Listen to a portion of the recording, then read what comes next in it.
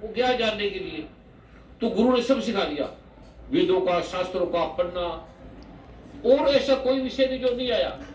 कहता वो राष्ट्रपति प्राइम मिनिस्टर कुछ भी बन सकता है। तो पिता ने कहा, दूर से देखा कि ये लड़का कौन आ रहा है, तो माँ ने कहा ये तुम्हारा बेटा आ रहा है। तो कहते ये तो बेटा क्या आ रहा है, कहता है मैंने उसको भेजा था उसको जानने के लिए जिसके जानने से सब जाना हो जाता है। मुझे तो अकड़ आ रहा है, अकड़ो आप भी नहीं समझ सकता, इसको वापस भेज दो। वो कहते तेरा बेटा इतने साल बाद आ रहा है, बिल तो रे। कहता नहीं, उसको जान किया है जिसके लिए इसने जन्म लिया है, इसके लिए हम आए हैं, मेरा बेटा, और ये जाने ना। तो माँ ने कहा उसको अंदर तो उठाओ ना। कहता नहीं, उसको वापस भेजो, नचिकेता के पिता ने कहा। तो जैसे वो आया, दरवाजा खटखटाया, तो माँ ने कहा कौन? कहता मैं नचिकेता। कहता वापस जा, उसको जान लिया जिसको जानने से सब जाना हो जाता है। कहते वो क्या? मैंने फिजिक्स, केमिस्ट्री, बायोलॉजी, मैथ, भूगोल का, पृथ्वी का, अर्थ का सब जान लिया। मैं बम बना सकता हूँ, मार सकता हूँ, मैं था धन इकट्ठा कर सकता हूँ। कहते उसको जान लिया जिसके जानने से सब जानना हो जाता है। कहते वो क्या होता है? कहते उसको जान क्या? कहते गुरु ने मुझे बताया नहीं। कहते तूने पूछा? कहते मैंने तो पूछा ही नहीं। उसने कहा जो मेरे पास विषय है, जो मेरे पास जगत का ज्ञान है, मैंने सब दे दिया, इसके बाद और कोई ज्ञान नहीं है। कहते जगत का नहीं, जगत के पार का भी, परा का। कहते वो तो उसने नहीं बोला कि तूने पूछा। कहता मैंने तो नहीं पूछा।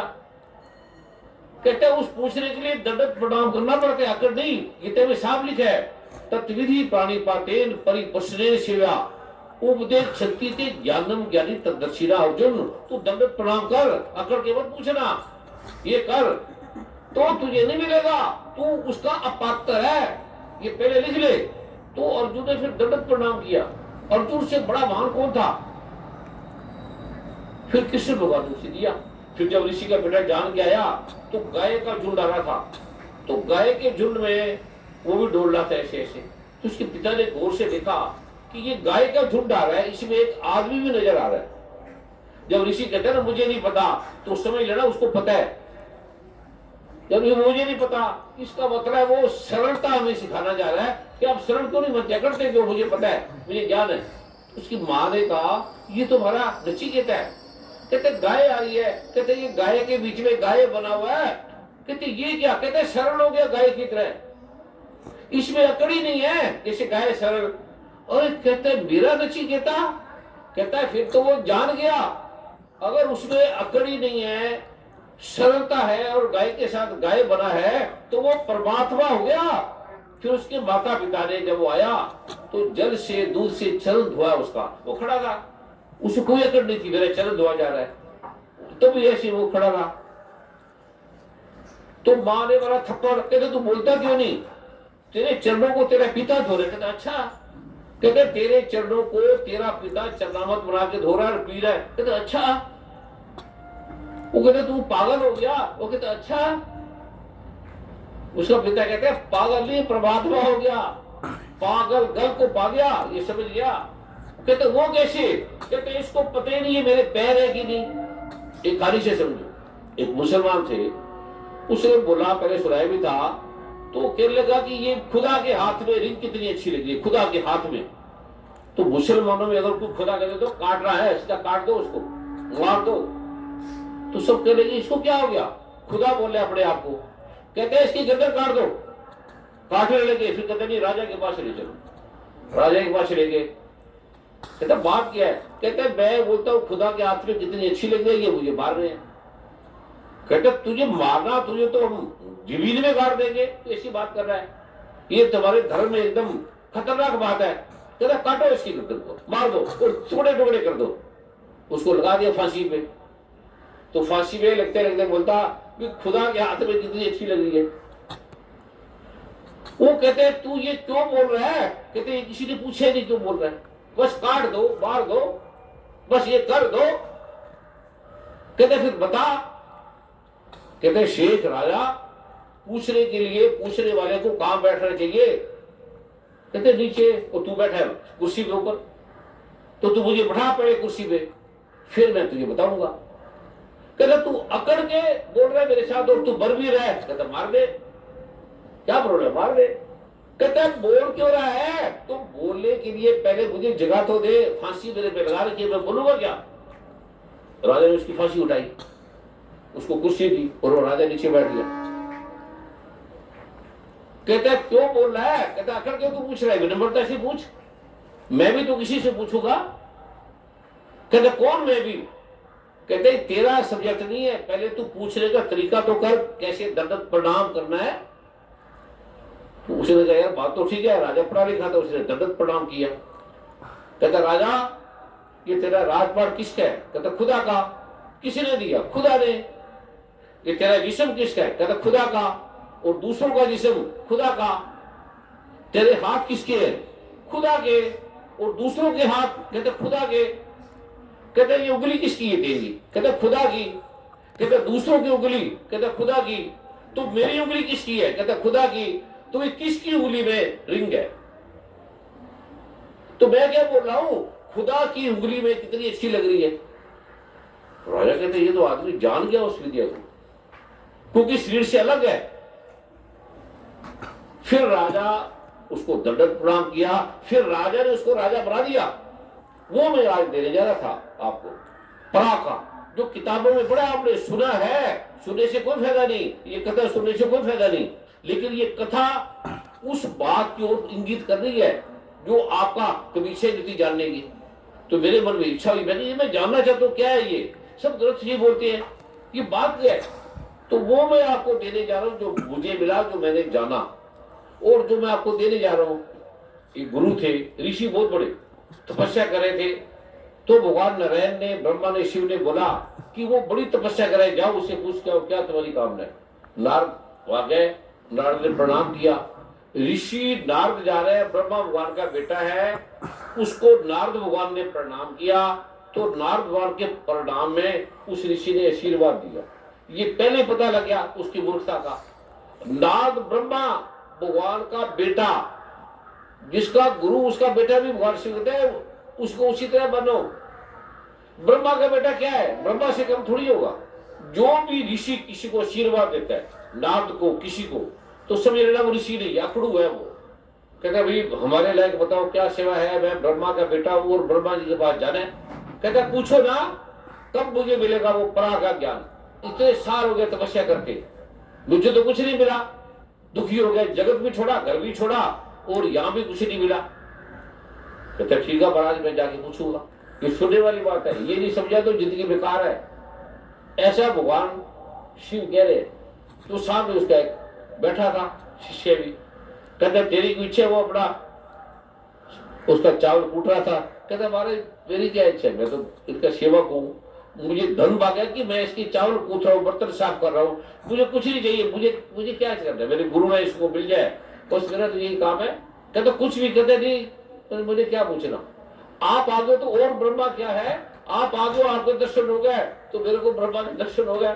जब मेरा गुरु इतने साक्षी कर रहा है उसको हो जाएगा, तो मैं गुरु के पास ऐसे नहीं कि मुझे कुछ चाहिए, तो ऐसे ही आ जाओ जैसे बाप आपके पास चले जाते हैं। कहता फिर भी, कहता बस भगवान को बोलो कि जो आपको अच्छा लगे, मेरी बात ना माने, जो मेरे गुरु को आपको अच्छा लगे मैं वो करूं। जो भी भगवान आपको अच्छा लगे, मेरे गुरु को अच्छा लगे, मैं वो करूं। और गुरु कभी मेरी बात ना माने और मैं कभी आपकी बात ना काटूं, बस। तो नाम खुश हुआ। जब गुरु खुश हो जाता है ना तो आपका काम हो जाता है। गुरु ने मुस्कुरा दिया तो काम हो गया, गुरु चुप हो गया तो आप बढ़ गए। नारद मुस्कुराया, नारद थोड़ी देर बाद आया ब्रह्मा भगवान विष्णु से मिलके। तो गुरु तो बड़ा आतुर था, शिष्य वैसी अपना बर्तन साफ कर रहा है, चावल कूट रहा है। शिष्य ने उनको दंडवत प्रणाम किया, वो अपना काम में लग गया। आते पूछे क्या लोगे? महाराज चाय बनाऊं, दूध बनाऊं? कहता नहीं कुछ नहीं। कहता कुछ तो लो महाराज। कहते तो बात तो पूछ। कहते मुझे बात क्या पूछनी, मुझे तो आप बताओ मैं क्या बनाऊं आपके लिए, आप इतनी दूर से आए हैं, मुझे बस इतना बता दो, मैं खुश हूं। जो आप पी लोगे, जो आपको अच्छा लगेगा वो मुझे अच्छा लगेगा। वो फिर नारद मुस्कुराया कि ये बंदा अपनी चिंता नहीं कर रहा और आए की स्वागत की चिंता कर रहा है। कहते ये तो आदमी योग्य है। फिर गुरु ने आंख खोल ली, आओ जी नारद जी, आओ जी नारद जी। नारद ने उसको प्रणाम किया और उस गुरु ने आशीर्वाद दिया नारद को। कहता हाँ महाराज क्या बोला ब्रह्मा विष्णु ने इसने? गुरु कहता क्या बोला? वो कहता है कि आप जिस पेड़ के नीचे बैठे हो उस पे जितने पत्ते हैं उतने जन्म लगेंगे आपको। जिस पेड़ के नीचे बैठे हो उस पे जितने पत्ते हैं उतने जन्म लगेंगे, उतने जन्म के बाद आपको मिलेगा। कहते क्या मजाक है ये, मैं इतने जन्म से तपस्या कर रहा हूं, मैंने वेद शास्त्र पढ़ दिए, इतना मैंने दान कर दिया, घर परिवार लुटा दिया, पत्नी बच्चे सब छोड़ छाड़ के कितने जन्म में आ गया, और ये अभी इतने जन्म और लगेंगे। ये क्या परमात्मा है, ये क्या ब्रह्मा विष्णु महेश, ये क्या बीज मंत्र है। कहते भाई मुझे तो पता नहीं दिया, मैं क्या करूं, मैं तो नारद हूं, उनका चौकीदार हूं, मैंने क्या कमी की है, मैंने इतने जन्म झूठ नहीं बोला, छल नहीं किया, सच्चे काम करता था, और सब छोड़ के उसको पाने के लिए मैं आ गया, उस परा विज्ञान को। और कहते अब इतने जन्म लगेंगे, जितने पत्ते हैं उतने जन्म लगेंगे। कहता मुझे तो जो बोला मैं क्या बोलूं, ऐसा बोला। कहते जाओ, कोई नहीं करता मैं बीच में, छोड़ पड़े, उठाओ तुम्हारे, उठाओ ये पाठ पूजा वेद, मुझे नहीं कर रहा ये बकवास के काम, पता नहीं मिलेगा या नहीं मिलेगा। कहता महाराज मैं क्या करूं, उसे छोड़ दी अपनी माचल माला वाला तोड़ दी, और शीशा वैसी कूट रहा था। कहता महाराज आप क्या लेंगे। कहते मैंने बेटे कुछ नहीं ले रहा, मैं तो जा रहा हूं। कहते तू अपने बारे में पूछ। कहते मैंने क्या पूछना कि मेरे गुरु जी को मिल जाए, प्राप्त है। कहता पूछ तो ले। कहते मैंने क्या पूछना। कहता पूछ तो ले। कहता महाराज बता दो, अगर आप लगे हो तो बता दो, मुझे पूछना कुछ नहीं, मुझे तो आपको खिलाना है, मुझे तो आपको रोटी पानी जो होगा मैं खिला दूंगा। कहता ब्रह्मा विष्णु महेश ने कहा तुझे इस जंगल में जितने पेड़ है इतने जन्म लगेंगे, तेरे गुरु को तो केवल एक पेड़ के जन्म लगेंगे, जो इस पेड़ पे बैठा है इतने जन्म लगेंगे। गुरु बड़ा सच्चा है और तू झूठा है, ठगरा, तेरे में तो गुण ही नहीं है, तू कोई बात मानता है कभी नहीं मानता, और इसको तो इतने पेड़ के पत्ते जिन्हें जन्म लगेंगे और तुझे मिलेंगे जितने पार्क में पेड़ है उतने पत्ते कितने जन्म लगेंगे। और वो तो नाचने लग गया, अरे वाह वाह वाह वाह वाह। कहते क्या हुआ। कहते ब्रह्मा विष्णु महेश इतने दयालु है, खाने थोड़े से जन्म।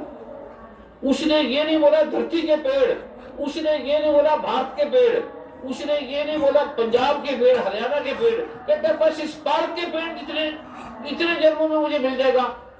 अरे तो बड़े दयालु है, जब से चंद्रमा सूर्य तारे बड़े किसी को नहीं मिला, कुछ लोगों को मिला, और मुझे केवल इस जो पार्क में पेड़ है 100 200 500 इसके पत्ते इतने जन्मों में मिल जाएगा। और नाचने लगा, और नाचते नाचते उसको वही मिल गया। उसका नाम था आर्द, ऋषि के बेटे का था, वो मिल गया, वो सुन उसे मिल गया, बैठ गया वो। ऐसे मुझे गुरु ने देखा और मुझे मिल गया, ऐसे मुझे आयुर्वेद मिल गया साफ। शिवजी ने लिख दिया इसमें साफ, इसके बिना नहीं मिलेगा। जो भी तुम काम करते हो उसमें बाधक आएगा, उत्कीलक आएगा, कीलक आएगा, अभी कीलक आएगा, और वो हर कामों में बिगड़ डालेगा, बाधा डालेगा। शाप रूपी इसका जो निवारण करने वाला है उसको संपूर्ण रूप से जानना चाहिए, जानकर फिर कुछ करना चाहिए, वरना आपको कुछ नहीं मिलेगा। फिर करने के बाद कहता है जो जान लेता है इस संसार में उसे ऐसी कोई चीज नहीं जो नहीं मिलती, सब कुछ मिल जाएगा। ऐसी कोई चीज नहीं जो नहीं प्राप्त होती, उसको देखते ही ठीक हो जाता है। देखते अगर वो देख ले मुस्कुरा के तो राष्ट्रपति बन जाता है, कोई मंत्र की जरूरत नहीं है। दर्शन भेटत होत निहाल, फिर जो ये कर ले इस संसार में उसे ऐसा कुछ भी नहीं जो नहीं प्राप्त होता। और इसका ला क्या बता रहे हैं, जो साधक भक्ति की, शिव की, नारायण की, ब्रह्मा की, विष्णु की, अकाल पुरुष की, परमात्मा की, खुदा की, गाढ़ की सेवा में अपना सब कुछ अर्पित करता है, सारा कुछ सुई भी, फिर उसे प्रसाद रूप से ग्रहण करता है कि ये प्रसाद है। अकाल पुरुष, परमात्मा, दुर्गा, लक्ष्मी, काली, सरस्वती, खुदा, अल्लाह, गाढ़, ये तेरा है सारा, ये मैंने समझा था मेरा, अब मैंने तुझे दे दिया, दिल से, सच्चे, झूठ मूठ से नहीं।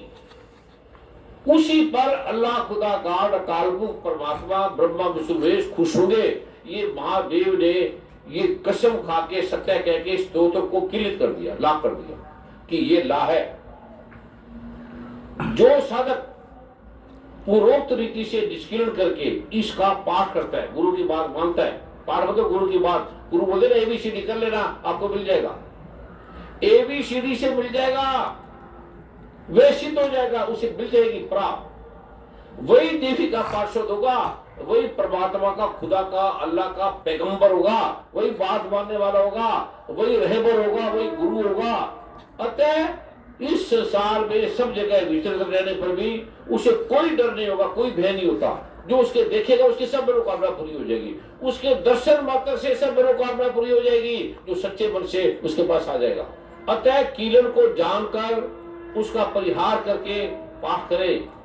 जो ऐसा नहीं करता, छल करता है, कपट करता है, जो ऐसा नहीं करता उसका नाश हो जाएगा, सीधे बचेगा नहीं, रावण की तरह, कंस की तरह नहीं बचेगा। इसलिए कीलक और निष्किरण का ज्ञान प्राप्त होने पर ये निर्दोष होंगे, तुम निर्दोष होंगे। और निर्दोष को मिलता है, पानी ले लो फिल्टर, गंदी बोतल में डाल दो, कहां से फिल्टर होगा, क्या पियोगे, जहर है। आपको एक बार जाति स्मरण पर जो कराऊंगा, जाति स्मरण का मतलब है कि आप अपने पीछे की लाइन में चले जाओगे। बुद्ध पहले यही कराते थे। तो आदमी काम जाता था, अरे इतना दुख से मैं निकला हूं, इतनी मुश्किल से जन्म हुआ है। किसी को तो 5-5 हजार साल लगते थे, जन्म ही नहीं होता था, वो बढ़ते, किसी को तो बिल्ली वाली में चले जाते थे। कहते जन्म तो वो बिना जन्म के भटकती है, सूक्ष्म जो चेतना है, आत्मा नहीं आती जाती, जो सूक्ष्म चेतना जिससे कर्मों का जाल बनता है, वही तो पितर बन जाते हैं, दुख देने लगे, अपने बच्चों को खाने लगती है, जैसे मछली अपने बच्चे को खाती है। बड़ा भयंकर पीड़ा होया को मुक्त कर देगा। इसीलिए वो इसमें कह रहे हैं, गुरु झूठ बोलते हैं, सच बोलते हैं, उसकी बात मत काटो। कहते हैं गुरुदेव के मुखार विंद से ही निकले हुए वचन ही ब्रह्म है, परमात्मा है। वो जिसके पास चले जाए और बात को उसको रोक थोड़ी रहने देगा। गुरु की कृपा से ब्रह्म को भी प्राप्त किया जा सकता है, केवल गुरु की कृपा से। गुरु बजोगा मुझे कुछ नहीं बता दे। जब गुरु ग्रंथ साहब का मेन एक वाक्य है, पहले मूल मंत्र, सोचे सोचना हुई, जे सोची रखवार, चुप रहने से नहीं आएगा। तो बोलते क्यों सचारा हुई, कैसे सच को समझे। कहते हुक्म रजाई चलना, नानक लिखिया नाल, जो गुरु बोलता है उसको उस पे करने लगो। नमो नारायण जी।